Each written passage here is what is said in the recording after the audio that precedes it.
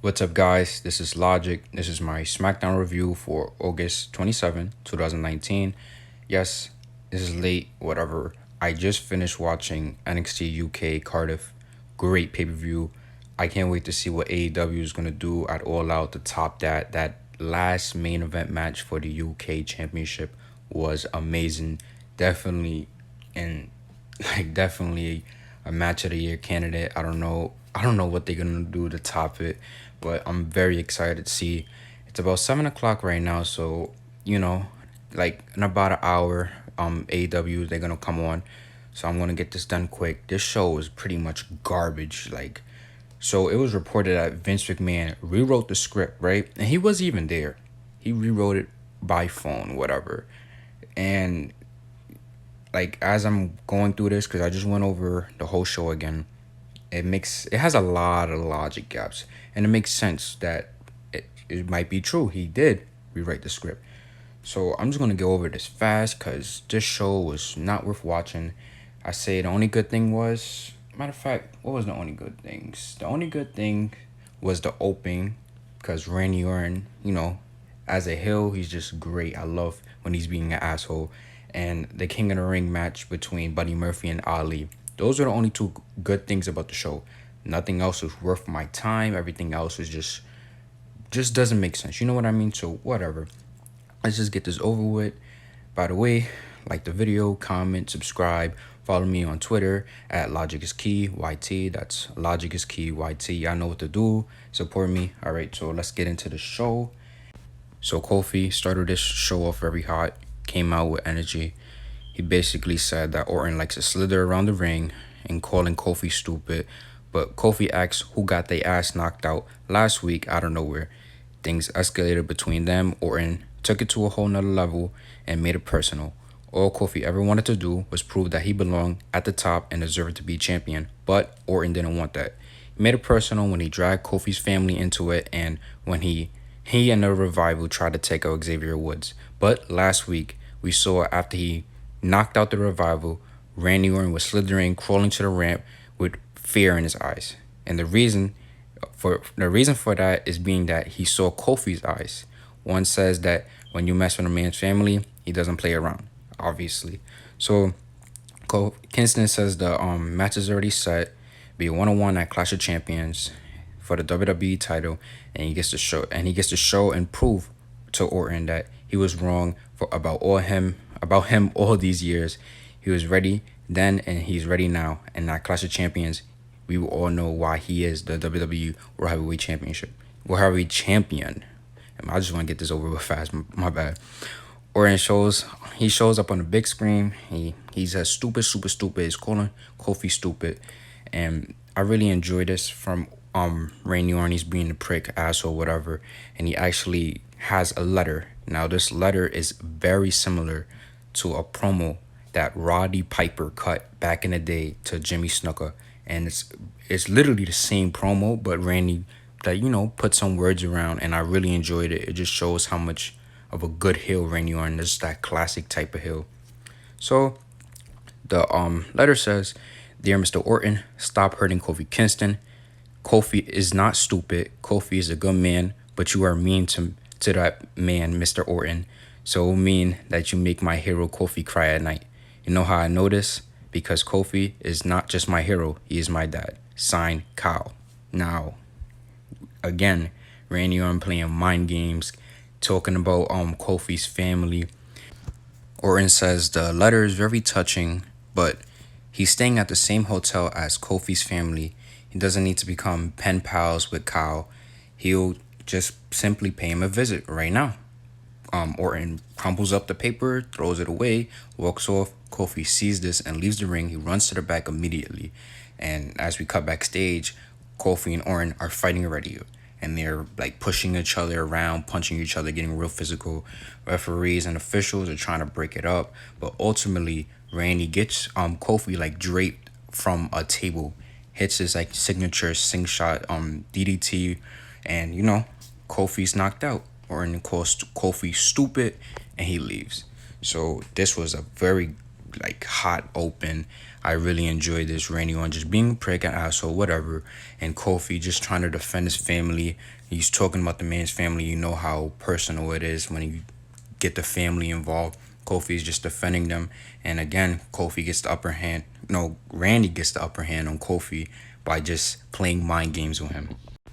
So we went to commercial, and Big E's leaving the trainer's room after we come back, and Kofi he just came back to check on Kofi, and the interviewer asked Big E about Kofi and about his match against Randy tonight. Big E says that Kofi will be ready to fight Randy at Clash of Champions, but tonight he can't say the same about Randy. So look, this is what I don't get. Big E right here, real serious. This guy is not playing. He just took out one of his brothers. So he's going to do everything he can to beat Randy Orton tonight, right? Keep that in mind. So next, we have the King of the Ring tournament, round 1. Ali, or Mustafa Ali, get the name right. Mustafa Ali versus Buddy Murphy. Great match. And the only thing I have to complain about this match is that it was only 8 minutes. And you want to know a fact? Lacey Evans fought Bailey tonight, and that was 12 minutes. I'm not understanding why is Lacey Evans and Bailey getting 12 minutes and Buddy Murphy and Mustafa Ali only getting 8. Clearly, this was the better match than Bailey's match. So, I don't know. It's just so stupid. Ricochet and Drew McIntyre, they got like 23 minutes. They could have had at least 15 or at least 20. Come on. Like, this was a great match. The crowd was really into it. These guys fought each other a lot, many times, but they didn't disappoint at all. It was a great match. At the end, basically, Mustafa, he hit this like draping, like, all right, so Buddy Murphy was draped on the rope, right? The second rope. Mustafa hit this like tornado acrobatic DDT, and then, like, first of all, just imagine that. That was awesome. If you didn't watch this match, go watch it, because it was definitely probably the best match of the night. But he hit this acrobatic DDT, which was awesome. Then he climbed to the top, hit the 450 splash, done. 1, 2, 3. And what I like about this is at the end, like, during the whole match, obviously Mustafa Ali is the babyface and Buddy Murphy was basically the heel. Now, Buddy Murphy is not a heel at all. He's turning face. He is face. He just had a match with Daniel Bryan, one of the biggest heels in the company. He won. The crowd was over. They were cheering his name. But he played a heel tonight. But after the match, both men, they both shook hands. So to show that, you know, they have neutral respect, and Buddy Murphy is basically a face. So that basically shows he is a face. That's what I enjoy. Now, I really hope that we see more Buddy Murphy. He had a great match with Roman Reigns, like fantastic match with Roman Reigns. Another great match with Daniel Bryan, and he continues. 3rd match in a row. Great match. Now, where do we go from here? I know he's not really involved with the Roman story now, and we'll get to that later. He's not really involved in that anymore, but I hope we still see him on SmackDown. I hope he still has a match. I hope he gets his wins finally. Like, just push this guy, please. WWE just needs to know what they have in Buddy Murphy. They need to know what they have in a lot of stars. But listen, the momentum cannot die. His momentum has been going good. Keep it going. Okay, so next we saw the SmackDown Women's Champion Bayley sitting down, getting ready for her match. And Ember Moon comes up. Bayley says that she been wanting to talk to Ember about her SummerSlam match, but Moon says she got beat and she's dealing with it on her own way. But when she steps in the ring with her again, she will beat her. Until then, no matter what Charlotte Flair says, Bayley is the face of the SmackDown Women's division, because Bayley gave Ember Moon that opportunity. In comes Lacey Evans. Now, this is a logic gap. Lacey Evans says the division has to be, like, the standard has to be risen. She says Flair was right when she said Bayley is bringing the division down and the title down. She says that she is the face of the division, not Flair, and she'll prove it when she defeats Bayley tonight. Now, let's put this in perspective. I'm not sure if Lacey Evans has ever been on SmackDown. I don't know. I remember when she was with Charlotte and they had this little tea party thing. I'm not sure if that was on SmackDown or Raw, but if that was on SmackDown, that means she was on SmackDown once. She has been a Raw superstar ever since she debuted. So how are you the face of the SmackDown division? Makes no sense. Logic gaps. This is a Vince McMahon move right here. This is just a part of the agenda, the blonde agenda. He's putting more blondes against champions. There's always a blonde against the champions, either Charlotte, Alexa Bliss, or Lacey Evans. Always blonde, blonde, blonde. You can't ever put no one else there. Why is Lacey Evans even facing Bayley? Why? No reason.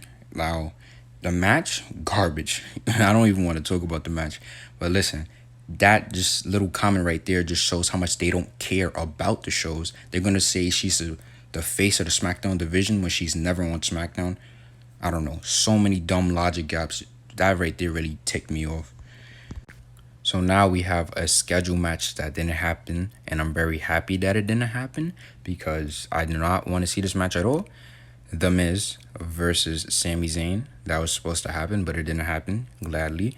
So Miz comes out and he gets on the mic. He basically says that Nakamura now has Sami Zayn as a spokesman, and they both took their frustration out on him on Miz TV last week. And apparently they're two poets, whatever. Basically, Nakamura is a champion and Sami Zayn is a spokesman because he couldn't hack it in a WWE ring. So he basically says Nakamura is the king of strong style and he's the Intercontinental Champion. But if he thinks he needs Sami's help, he has a problem. Basically, Miz says the Intercontinental Championship is the biggest, most prestigious title in WWE. He took it to the main event and he could do it again. Now, like I said before in my last review on last week of SmackDown, they're only gonna do this. They're only gonna give Miz his opportunity and give him the belt so he can beat Chris Jericho's record and becoming the most having the most reigns as Intercontinental Champion. I don't care what anyone says. Miz is not the best Intercontinental Champion. I don't even got an opinion on that. I really have to think about that. But Miz, just because you won it so many times, they're just breaking a record to be petty. I don't care. So Zayn comes out. He says Nakamura is an artist. Nakamura is a poet. The king of strong style. And if anything, The Miz is the king of soft style. And he's not lying. The Miz just does not have that intensity. He's like a promo guy. That's it. He's only a promo guy. Like, he cannot... I'm not saying he can't wrestle, but his wrestling matches aren't like my favorite thing to watch. It's pretty boring or whatever. And he doesn't expect someone as self-absorbed as The Miz to understand someone like him, but it's about time someone beats some respect into The Miz. Miz says, why doesn't he get in the ring and beat some respect into him then? Zayn says that's not how it works. He does things on his own terms. So Miz says, why doesn't he go out and beat some respect into him? So Zayn is backing up and he tells Miz that's going to be a mistake. And then here comes Nakamura out of nowhere from behind. He attacks him, throws him to the barricade, throws him to the ring post. Zayn is cheering. He's getting all hype. I love Sami Zayn when he's just being an asshole. I mean, he's kind of like dead, but I don't know. Like, he's just so stupid and goofy. I enjoy that. But anyways, he hits the Kinshasa outside, Nakamura. Zayn tells him to put him in the ring, gets him in the ring. Nakamura, he then has Zayn has Nakamura. No, he has Miz, and Nakamura hits the Kinshasa again. They lay out the Miz, whatever. I mean, and this is good. I feel like this can really work for Nakamura and Sami. This is probably the best role for Sami because he's not gonna win anything. But the thing about it is Nakamura and Sami are both not credible. And it's hard to really care about someone when they're not credible. And that's pretty sad because Nakamura is the Intercontinental Champion. Intercontinental Champion is not the most prestigious and biggest prize that's been in the main event. Miz is not because it's barely on the show. So, I don't know. I just hope that they bring the Intercontinental Championship back to prominence and stop acting like it's important, but don't treat it important. But anyways, and I have a question. Why is The Miz getting this title shot? Now, I do know why, but this is a real question. Why is he getting this title shot? There's no reason. When you think about it logically, this guy has a loss to Shane McMahon 3 times. No wins against Shane McMahon. And just the night before, he lost to Corbin in the King of the Ring tournament. So he lost. Why is he getting a championship shot? So illogical, just doesn't make sense. This is why I hate WWE. They just do what they want. They never make like the right decisions. They just give people title shots because they want to. They only have Miz here to beat Jericho's record.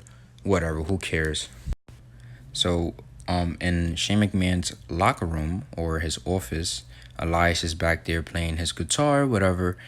Kevin Owens comes. Elias asks him why he didn't knock, whatever. Elias basically tells Owens that Shane McMahon is not there because Owens is looking for Shane because of last week. Last week, Shane screwed him. Basically told him he's not there. Owens says thanks and walks away, whatever. This is whatever. I don't know why they're gonna do this to Kevin Owens. Like they were not comparing him, but they were making him similar to Stone Cold Steve Austin, a badass. He don't give a fuck. He'll beat his boss ass if he has to. Now, last week we have actually 2 weeks in a row, Kevin Owens begging Shane McMahon to, oh, don't find me 100,000 whatever, and now he's going in his office again to talk to him again. No, how about you just beat his ass? Simple as that. Shane is not there. Wait till you see him again. When you see him, beat his ass. That's it. I don't know why they gotta make him look all pussified. I don't know. It's just so stupid.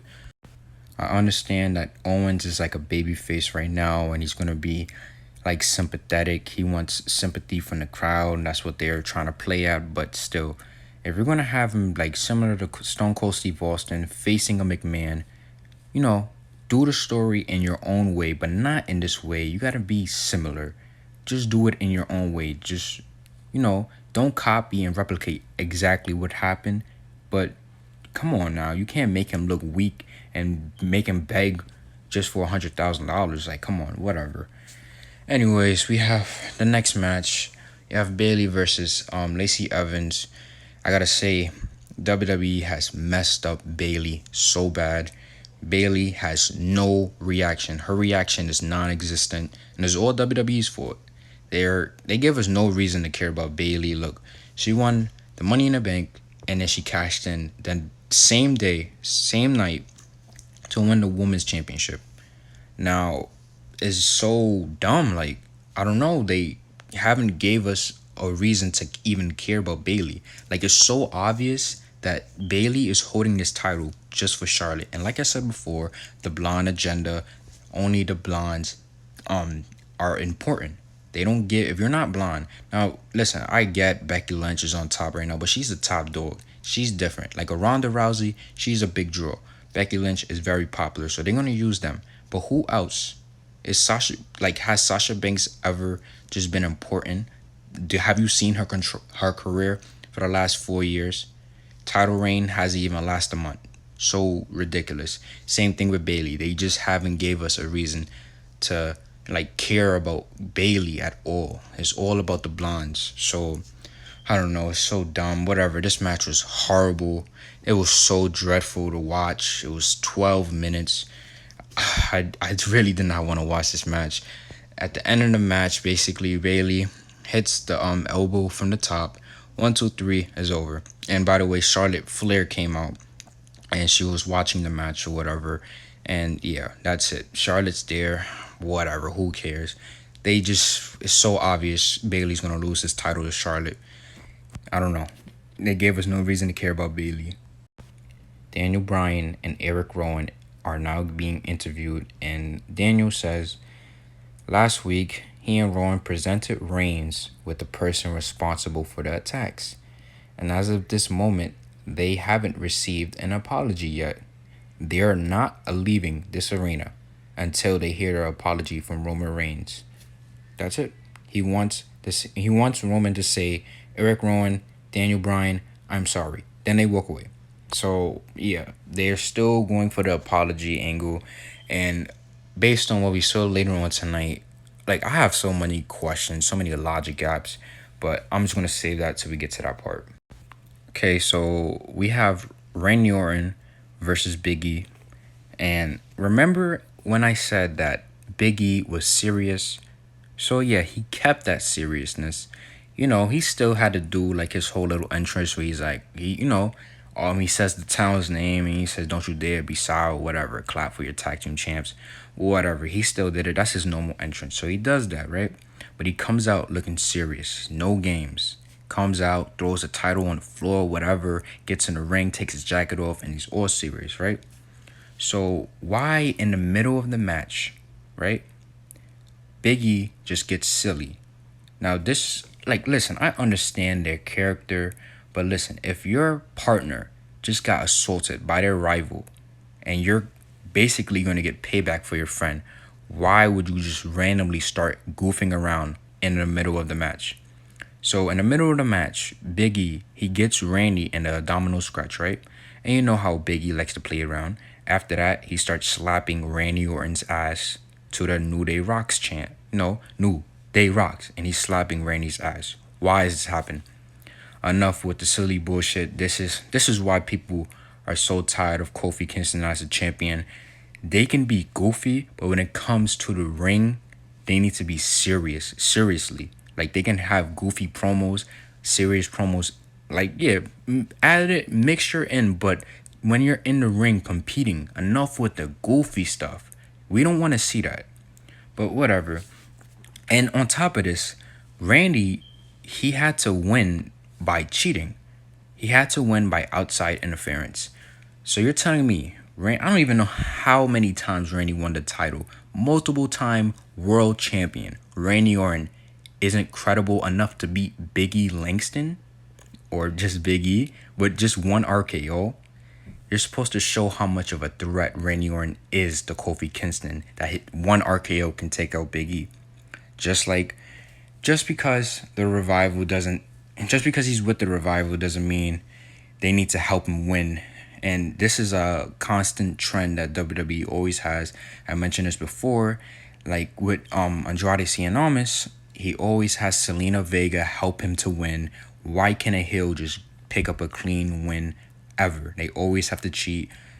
You have to make your heels credible. If a heel always have to cheat to win, then it just looks so stupid. Like, why are they competing if they can't even get the job done themselves at least one time? Come on now. It's so unnecessary. They do it every time. And just mix it up. Xavier had the leg injury, right? So he's out. He's not there. Kofi Kingston just got DDT'd. He's in the trainings room. So he's out too. Big E's by himself. The Revival didn't have to come out. Big E's by himself. That could be a reason why he lost. Even though Big E is the SmackDown tag team champion, right? Like half of it. Even though he is a champion, he could afford a loss because it's Randy Orton. It's Randy Orton. Listen, it's Randy Orton. He's a legend. I don't want to hear nothing. And on top of that, the Revival could have came after the match and, hit that super RKO. Like when they do the flat jacket RKO, they could have did that after the match to look strong. So I don't know why they had to, interfere, but whatever. That was illogical to me, but Randy Orton wins RKO 1, 2, 3. So now we have the 24/7 champion, Elias. He's actually sitting on the King of the Ring throne, right? And he says, when he wins King of the Ring, you will scream, "Long live King Elias." Many legends have worn the crown, Kurt Angle, Brock Lesnar, Edge, but this is a sight to see. The crown will be with the guitar by his side. This is the king you can believe in. But in Louisiana trying to reason with a bunch of swamp people, the crowd boos him, whatever. Elias turns around, and Kevin Owens is right behind him, whatever. They start fighting. They brawl into the ring. Owens, he hits the stunner on him, which he botched. They botched the stunner. I don't know why. Kevin Owens I don't know if it's just Kevin botching it or the people, Elias and Shane McMahon botching it, but every time he does a stunner, it's like it's botched. I'm tired of seeing that. I'm pretty sure Stone Cold Steve Austin is pretty upset that the stunner looks like trash every time it's being performed. But whatever, Owens leaves Elias in the ring.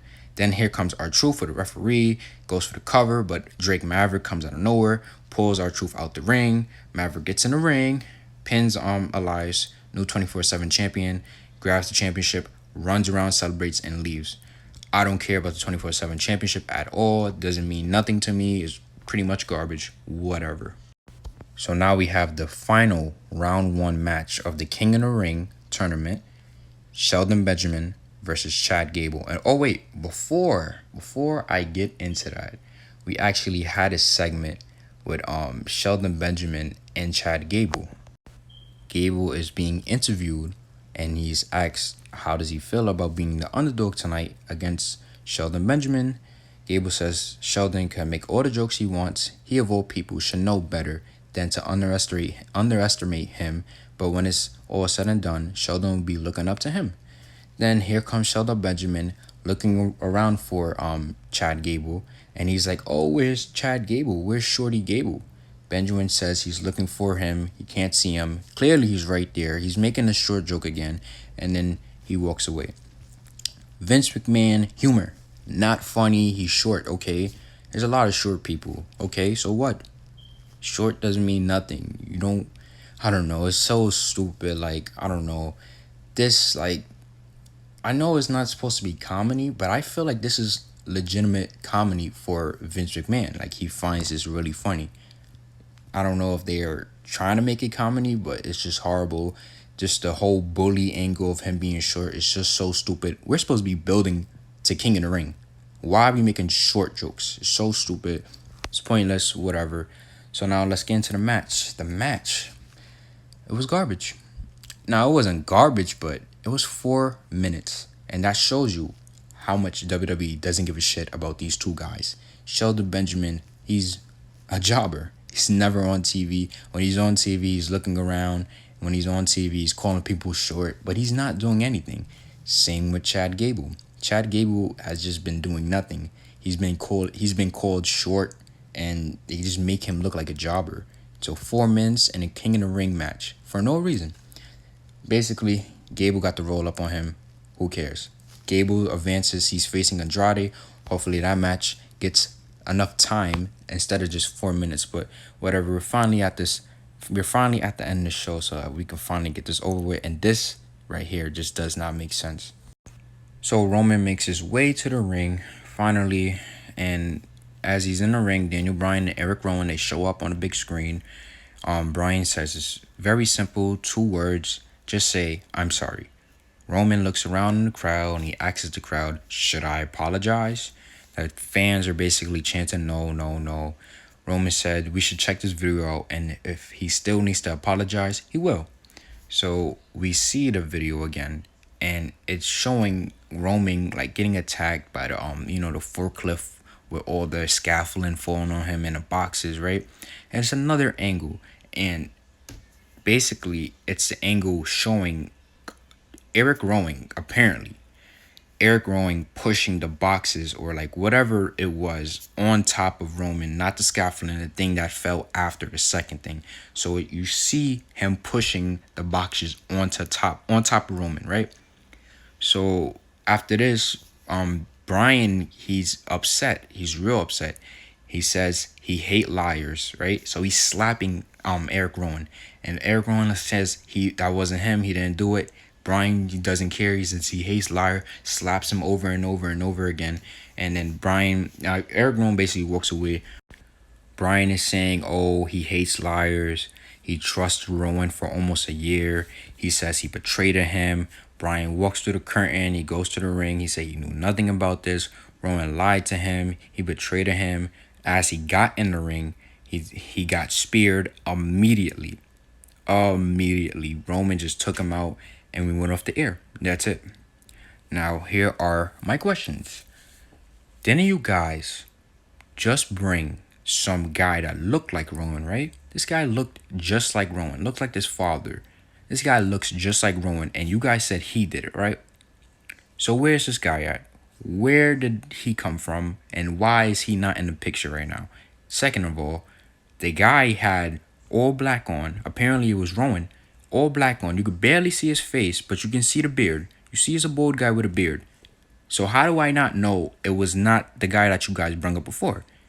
Logic gap. Come on. Where is that guy at? It could have been that guy. How did Daniel Bryan instantly know it was Rowan? I don't know. So dumb.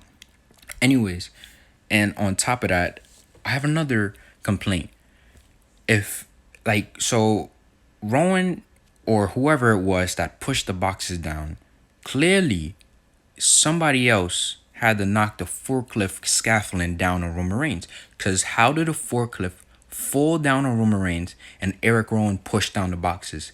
Now, obviously, this might just be Daniel Bryan and Rowan just lying, trying to play it off like they didn't do it. But still, who pushed the forklift scaffolding down onto Roman Reigns? And obviously, we saw that Rowan pushed down the other boxes or whatever. But who pushed down the forklift stuff? Like I said, it might be Daniel Bryan, but still, that just does not make sense. So many logic gaps, like, so dumb. So dumb. I feel like they just trying to drag the story out. I don't know. Like, they could have had a slow build to it, but like at this point, it's just so dumb and whatever. And I took a look back at like the original video when we first saw the scaffolding fall down on Roman Reigns. And if you look at it closely, you see someone pushing it down. Like, it's so fast, you don't see it at first. But since we saw this, we literally see someone pushing it down. So it really was Rowan, or it really was that other guy that looked like Rowan. Most likely, it is Rowan. We're just gonna have Daniel Bryan versus Roman Reigns. Like, we're gonna have that match soon, whatever. But yeah, I just felt like that was a bad way. I don't know. I just felt like they just gave up the story. Like, this is the end. This is the payoff right here. Like, I don't know. So dumb. Whatever. This is how they ended SmackDown. So that's it, guys. Like, that's SmackDown for you. Anyways, guys, thank you guys for listening, taking the time. I know this is late. My NXT review will be out soon. It's, what time is it now? It's actually 7:50. 7:50 right now. So All Out is about to start.